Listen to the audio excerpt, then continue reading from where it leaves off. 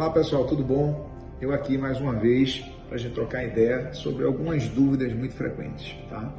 Falar hoje da retinopatia diabética. Uma dúvida muito comum, tá? Dos pacientes, inclusive de muitos médicos, é o porquê dos pacientes diabéticos serem conduzidos de uma forma diferente do habitual da população não diabética do ponto de vista da oftalmologia. Por que isso acontece? Primeiro ponto. A diabetes é uma das poucas doenças, tá certo, que é tempo dependente. O que isso quer dizer? A maioria das doenças, quando bem controladas, as complicações não aparecem, tá? A diabetes, especificamente a retinopatia diabética, que é o acometimento da retina, tá? Ela necessariamente é uma doença que é tempo dependente, ou seja, mesmo o paciente bem controlado do ponto de vista metabólico, as alterações patológicas podem vir sim a acontecer.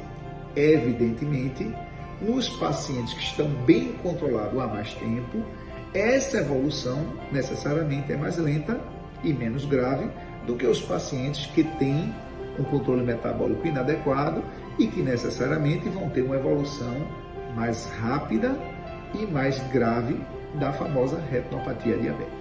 Além desse evento indesejado da retinopatia diabética, vale salientar que nos diabéticos existem outras alterações que tornam-se estatisticamente mais comuns, tá certo? A frequência de catarata precoce, tá certo? É muito mais comum no paciente diabético. A incidência de alterações relacionadas ao glaucoma também é mais frequente nos pacientes diabéticos. Então, resumindo, os pacientes diabéticos, a depender da sua condição oftalmológica e sistêmica, devem sim ser acompanhados periodicamente, alguns de 6 em 6 meses e outros anualmente, inclusive com exames complementares de rotina para poder ver o nível de evolução dessas alterações oftalmológicas e, quando necessário, se estabelecer o tratamento de forma precoce. E o que é a retinopatia diabética? Como o próprio nome está dizendo, é uma doença da retina, ou seja, todo mundo sabe que o paciente diabético pode vir a sofrer de patologias oculares, alguns casos, inclusive, infelizmente, evoluindo com cegueira. Sim, isso é verdade. E como isso vem acontecer? A doença do paciente diabético que pode levar à cegueira são sangramentos que acontecem na estrutura do olho chamado retina.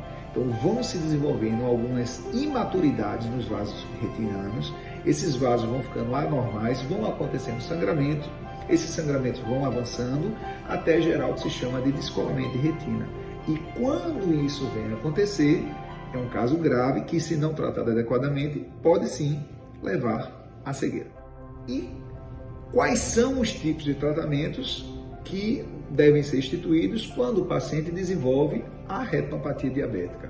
A retinopatia diabética ela é tratada, quando há indicação, à base de laser. Então, a grande maioria das retinopatias diabéticas iniciais nós tratamos a partir de sessões de fotocoagulação retiniana, onde a gente vai fazer um tratamento desses vasos anômalos, ou seja, a gente vai tratar a matriz retiniana que gera esses vasos anômalos para poder diminuir essa evolução.